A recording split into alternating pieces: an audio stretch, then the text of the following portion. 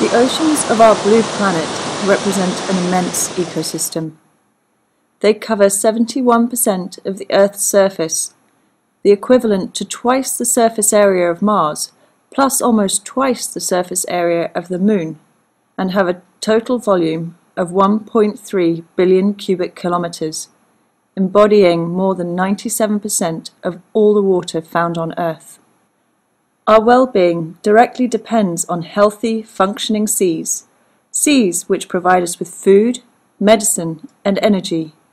They sustain our industries and play an essential role in regulating our global climate.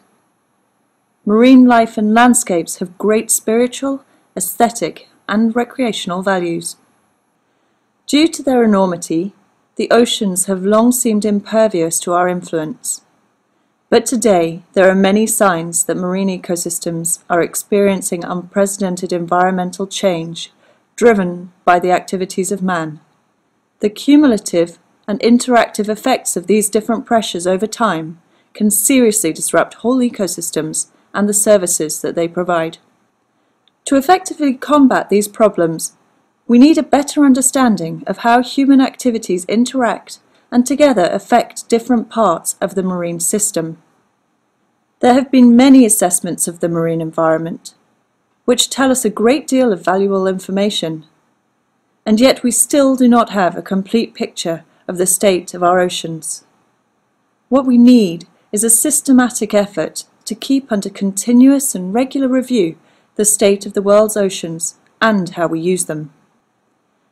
The United Nations have endorsed the need for a regular process for global reporting and assessment of the state of the marine environment, including social and economic aspects, which will serve as the mechanism to keep the world's oceans under continuing review by providing regular assessments at global and multi-regional levels.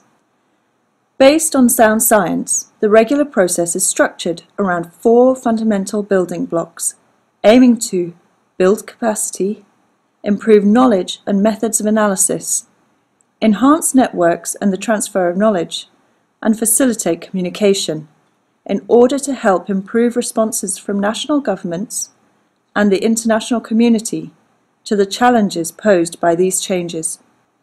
In order to responsibly manage our oceans, we need to act now to establish a regular process that will ensure the current lack of coherence of our assessment activities, which are delivering inconsistent messages to decision makers and doing little to improve the state of our marine environment, will cease, and we can begin piecing the puzzle together in order to advance and enhance the sustainable management of the ocean.